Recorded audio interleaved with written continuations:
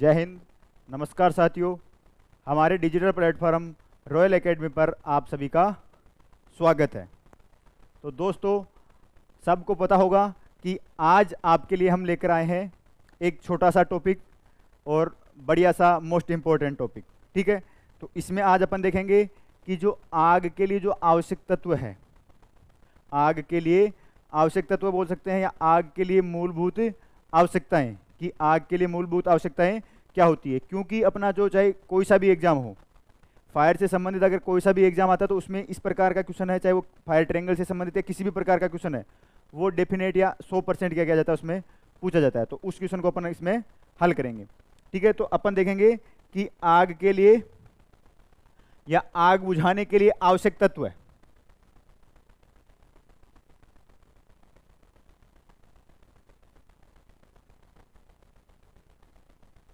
लिए आवश्यक तत्व है।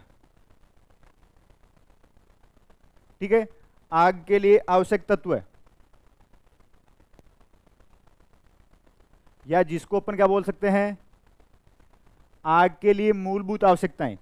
आग के लिए मूलभूत आवश्यकताएं, आवश्यक तत्व या मूलभूत आवश्यकताएं भी इसको अपन क्या कर सकते हैं, कह सकते हैं मूलभूत आवश्यकताएं।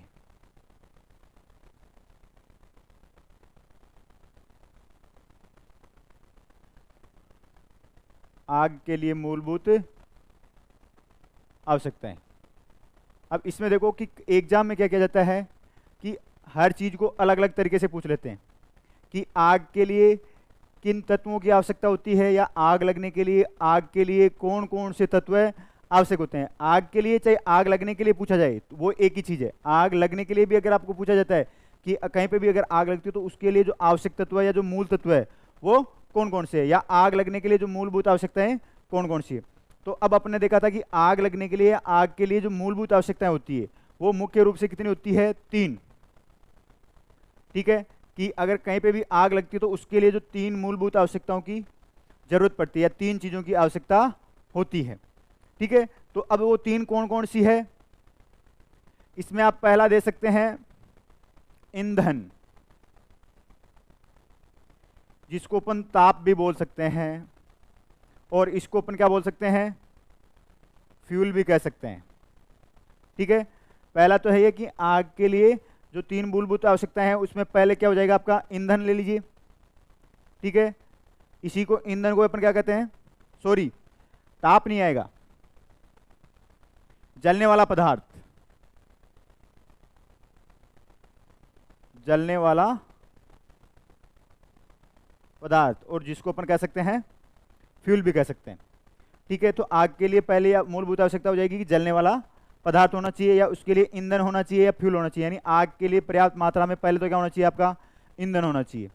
इसमें अपन दूसरी मूलभूत आवश्यकता देखेंगे ताप, जिसको अपन कहते हैं हीट, या इसको अपन बोल सकते हैं उष्मा।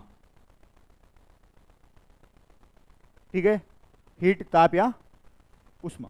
ठीक है, दूसरी मूलभूत आवश्यकता हो जाएगी यानी कि आग के लिए ईंधन, ताप, और तीसरी जो आवश्यकता होती है उसको बोलेंगे अपन ऑक्सीजन।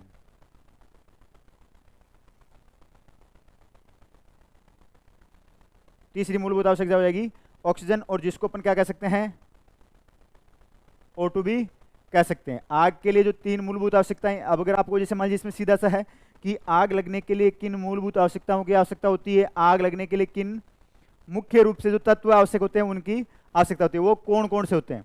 ठीक है, तो इसमें अपना क्या आ जाएगा कि पहला ऑप्शन आता है, इसमें आप देखो क्रम है वो आप कोई सा भी ले सकते हैं। ठीक है, क्रम के लिए आप अपना जैसे मान लीजिए 1 नंबर पे अगर आपने ऑक्सीजन लिख दिया तो इसमें क्रम निर्धारित नहीं है, अपन एक में भी ले सकते हैं। तो सीधा सा है कि जो पहला है उसमें अपन मानते हैं कि ईंधन, यानी अगर कहीं पे भी आग लगती है तो उसके लिए क्या होना चाहिए, ईंधन होना चाहिए, जलने वाला पदार्थ होना चाहिए। यानी अगर आग लगेगी तो उसके लिए आग चाहे ठोस, द्रव्य, गैस, किसी भी रूप में आपकी जो अवस्था है, किसी भी अवस्था में हो, परंतु जलने वाला पदार्थ होना चाहिए उसमें, यानी ईंधन होना चाहिए। कोई भी वस्तु है जैसे लकड़ी है तो लकड़ी इसमें क्या हो गया, ईंधन हो गया, या जलने वाला पदार्थ हो गया। आग के लिए वो क्या हो गया, ईंधन। लकड़ी ले लीजिए, कोयला, पेट्रोल, डीजल, केरोसिन, तारकोल, जो भी चीज है वो सब क्या चीज में आएगी, आपकी ईंधन में आएगी। दूसरी चीज आती है ताप। अब कभी कभार आपने गौर किया होगा ताप की आवश्यकता क्यों पड़ती है।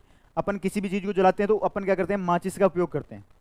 माचिस किस लिए यूज करते हैं कि माचिस के कारण क्या होता है, जो आग लगाते हैं तो उससे क्या होता है, उसको जो भी मटेरियल अपन जलाते हैं उसको क्या मिलती है, हीट मिलती है, उसको ताप दिया जाता है। तो अपन उसको ताप देते हैं, तो जैसे मान लीजिए अपन कागज जलाते हैं तो कागज को अपने को कम ताप देना पड़ता है, ठीक है। इसी प्रकार अपने को लकड़ी जलानी होती है तो लकड़ी को अपने को ज़्यादा ताप देना पड़ता है। और अगर अपनी मोटी लकड़ी है, ठीक है, तो उसको अपने को ज़्यादा ताप देना पड़ेगा। अगर पेट्रोल डीजल माने तो पेट्रोल को अपने को कम ताप की आवश्यकता पड़ेगी और डीजल को अपने को ज़्यादा ताप की आवश्यकता पड़ती है। तो वो डिपेंड करता है अपना कि उसमें जो अपना मटेरियल जिसको जलाने के लिए यूज ले रहे हैं वो मटेरियल किस प्रकृति का बना हुआ है, किस प्रकार का बना हुआ है, ठीक है। तो वो हो जाएगा इसके लिए ताप, जिसको अपन क्या कह सकते हैं, हीट भी कह सकते हैं। और तीसरी चीज अपनी है ऑक्सीजन, जिसको अपन कहते हैं O2, ठीक है। तो उसके लिए अपने को किसकी आवश्यकता पड़ती है, ऑक्सीजन की। अब कभी कभार आपने देखा होगा कि जैसे मान लीजिए अपन कई बार क्या करते हैं, जैसे मान लीजिए किसी कुएं में कोई व्यक्ति गिर जाता है, कोई जानवर गिर जाता है, या कहीं पे भी अपन रेस्क्यू कार्य करने जाते हैं, कोई भी चीज़ है, तो अगर आपने कभी गौर किया हो तो वो क्या करते हैं, मोमबत्ती हो गई, या फिर क्या करते हैं जो लालटेन आती थी पुराने समय में, क्या होती थी, जैसे मान लीजिए आपकी लालटेन बोल सकते हैं, छोटी चिमनी बोल सकते हैं, ठीक है। या फिर क्या करते हैं, मोमबत्ती को। कभी आपने देखा होगा गांव में अगर या कहीं पे भी शहर में या कहीं पे भी अपन रेस्क्यू कार्य करने जाते हैं, या कभी कोई भी टीम आती है रेस्क्यू कार्य करने, तो अपन ने इस प्रकार की स्थिति देखी, वो क्या करते हैं, बाल्टी में किसी पात्र में क्या करते हैं, मोमबत्ती या लालटेन को रखकर क्या करते हैं, नीचे की तरफ जहाँ पे भी अपने को रेस्क्यू कार्य करना होता है उसमें अपन क्या करते हैं, उस चीज़ को नीचे की तरफ उतारते हैं। या कभी कभार जैसे सीवर लाइन की या किसी गड्ढे में कार्य करते हैं तो वहाँ पे भी जो टीम आती है, तो ये इस प्रकार का साधन क्या करते हैं, उस पर जला के उसको क्या करते हैं, नीचे की तरफ भेजते हैं जहाँ पे अपने को कार्य करना होता है। तो उसमें क्या होता है कि वो यही चीज़ नोट करते हैं कि अगर आपकी जो मोमबत्ती है, जो लालटेन है, अगर वो जल रही है, इसका मतलब क्या है कि वहाँ पे क्या है, ऑक्सीजन की सप्लाई है, या वहाँ पे ऑक्सीजन की मात्रा मौजूद है। और अगर जैसे मान लीजिए अपन ने मोमबत्ती या लालटेन को जैसे जैसे अपन नीचे की तरफ जाते हैं वो धीरे धीरे कम होती जाएगी, और एक स्थिति आएगी ऐसी आएगी कि जो अपनी मोमबत्ती या जो लालटेन है वो क्या करती है, बुझ जाती है। तो बुझने का रीजन क्या हो गया कि वहाँ पे क्या होता, अब जो जैसे मान लीजिए आग लग रही थी, ठीक है, आग लग रही थी, मोमबत्ती या लालटेन थी, तो उसमें अपन ने जो भी फ्यूल डाल रखा था, ताप भी दे रखा था, ठीक है, और उसको ऑक्सीजन भी मिल रही थी, तो आग क्या करती, आसानी से जल रही थी। परंतु जैसे जैसे नीचे गई तो आग क्या अगर बुझी तो उसके पीछे क्या रीजन था, रीजन यही हुआ कि उसमें आपका ईंधन था, अपन ने पर्याप्त मात्रा में ईंधन भर के रखा, वो उसको मिल रहा था। दूसरा स्थिति है कि वहाँ पे जो आपने आग, जैसे चेन रिएक्शन की स्थिति हो जाती है, एक बार अपन ने आग लगा दी तो वो क्या करती है, जो आग थी उत्पन्न थी उससे अपनी इतनी मात्रा में उसमें उत्पन्न होती है कि जो आगे की जो आग है या जो आग को लगातार जलाने के लिए वो क्या करती है, सहायक होती है, या आग लगातार जलती रहती है। तो और तीसरी चीज़ है ऑक्सीजन की। अगर तीनों चीज़ वहाँ रहती है तो वो आग बुझेगी नहीं, और अगर इनमें से किसी भी एक चीज़ की कमी हो जाती है, एक चीज़ की, अगर मान लीजिए अपन ने फ्यूल कम डाला तब तो ये काम करेगा, वहाँ पे ताप वाला अगर आपका चेन रिएक्शन में कमी आती है तब ये स्थिति, ये फैक्टर काम करेगा। और तीसरी चीज़ आती है ऑक्सीजन, तो ये वाली स्थिति क्या करती है, वहाँ पे काम मिलती है। तो अगर आपको एग्जाम में पूछा जाता है कि आग लगने के लिए जो मूलभूत आवश्यकताएं कौन कौन सी है, या आग के लिए जो मूल तत्व है वो कौन कौन से आवश्यक होते हैं। अब जो अपन ने देखा था कि जो आग के जो मुख्य मूल तत्व है या जो आवश्यक तत्व है, ठीक है, इनको अपन क्या कर सकते हैं, एक ट्रेंगल के माध्यम से प्रदर्शित कर सकते हैं, या किसके माध्यम से, त्रिभुज के माध्यम से इनको क्या कर सकते हैं अपन, प्रदर्शित कर सकते हैं। आग लगने के लिए जो मूलभूत आवश्यकताएं हैं, जो आग लगने के जो मूल तत्व है, ठीक है, इनको अपन एक त्रिभुज के माध्यम से भी क्या कर सकते हैं, प्रदर्शित कर सकते हैं।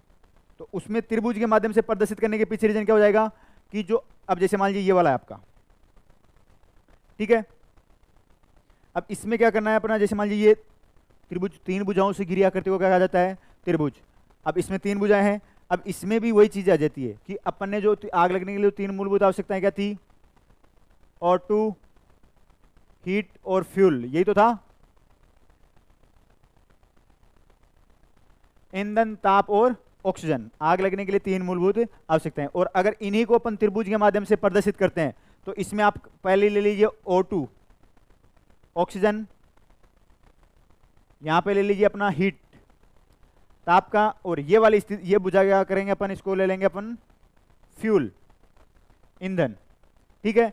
तो अगर आग लगने के लिए जो मूलभूत आवश्यकताएं या जो आग लगने के लिए जो मूलभूत तत्व है या आग के लिए जो आवश्यकताएं हैं, आवश्यकताएं भी अपन इसको कर सकते हैं, बोल सकते हैं, या आग लगने के लिए जो भी चीज़ों की जरूरी होती है उन चीज़ों को अगर अपन त्रिभुज के माध्यम से प्रदर्शित करते हैं तो वो क्या कहलाता है, आग का त्रिभुज। आग का त्रिभुज, जिसको अपन कह सकते हैं triangle of fire, triangle of fire, आग का त्रिभुज। आग लगने के लिए सीधा सा है कि आग लगने के लिए जो आवश्यक तत्व है या आग लगने के लिए जो आवश्यकताएं हैं या आग लगने के लिए जिन चीज़ों की आवश्यकता होती है उन चीज़ों को अगर अपन त्रिभुज के माध्यम से करते हैं तो उसको अपन ट्रायंगल ऑफ फायर कह सकते हैं। अगर आपको इसी में यही पूछा जाए कि ट्रायंगल ऑफ फायर में किन चीज़ों की आवश्यकता होती है तो वही चीज़ें घूम करके आएगी, घूम फिर के वही चीज़ आएगी, ऑक्सीजन, ताप और फ्यूल। फ्यूल, हीट और ऑक्सीजन, इन चीज़ों की अपने को क्या करेगी वहाँ पे आवश्यकता पड़ेगी। तो ये था कि अपने को चाहे अपन ट्रायंगल ऑफ फायर पूछे या आग के लिए मूलभूत आवश्यकताएं पूछे तो उनमें अपना ये आएगा कि ट्रायंगल ऑफ फायर हो चाहे आग के लिए आवश्यकताएं, तीनों चीज उसमें आएगी, फ्यूल, हीट और ऑक्सीजन, जलने वाला पदार्थ, ताप और ऑक्सीजन। जब ये तीनों चीज वहां पे रहेगी तो जो अपनी आग है वो क्या करेगी, लगेगी। अगर छोटा सा एक उदाहरण के तौर पर आप देखिए कि अगर अपन कहीं पे भी बैठे हैं, ठीक है, घर में बाहर कहीं पे बैठे हैं, जैसे मान लीजिए अपन ऑफिस में बैठे हैं तो वहां पे अगर मान लीजिए अपना टेबल कुर्सी है, टेबल कुर्सी कोई भी चीज ले लीजिए तो ये किससे संबंधित हो गया, ये तो ईंधन है। टेबल है वो किसकी बनी है, लकड़ी की, प्लाईवुड की, तो वो क्या चीज होगी, उसके लिए वो अपने लिए क्या मानी जाएगी, ईंधन है। वहां पे ताप भी है यानी हीट भी है, कितना भी हो, वो चाहे 30 डिग्री है, चाहे 5 डिग्री है, चाहे 10 डिग्री है, कितना भी हो, ये भी मौजूद है। और वहां पे क्या है, अपन वहां पे बैठे हैं तो अपन जिंदा है, तो इसका मतलब क्या हुआ कि वहां पे ऑक्सीजन की मात्रा भी क्या है, मौजूद है। तो वहां पे क्या है, O2 यानी ऑक्सीजन की मात्रा भी मौजूद है। अब आप बोलोगे कि साहब आग के लिए 3 चीज़ों की आवश्यकता होती है या आग के लिए 3 मूलभूत आवश्यकताएं होती है, वो फ्यूल, हीट और ऑक्सीजन अपने को नॉर्मल वहाँ पे मौजूद है, ठीक है। तो इसमें आग क्यों नहीं लगी।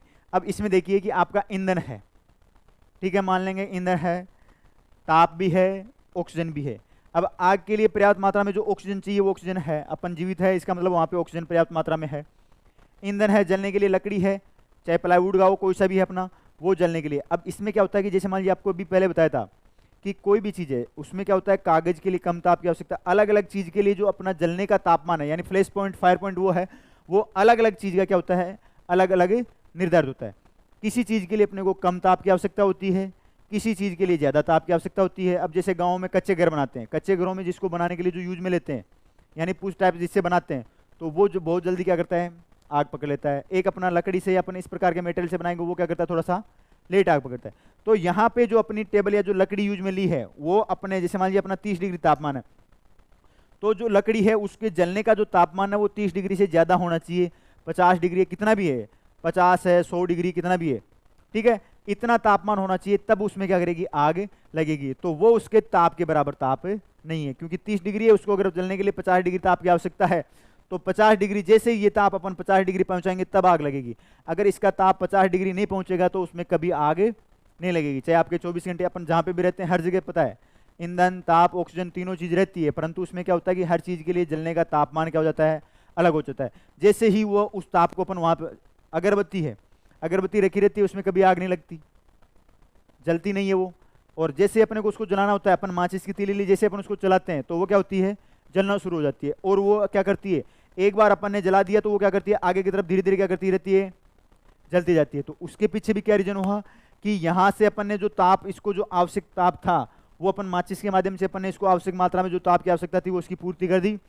और जैसे यहाँ से आग थी, अब वो क्या हुआ, जो चेन रिएक्शन की श्रृंखलाबद्ध अभिक्रिया थी वो स्टार्ट हो जाती है।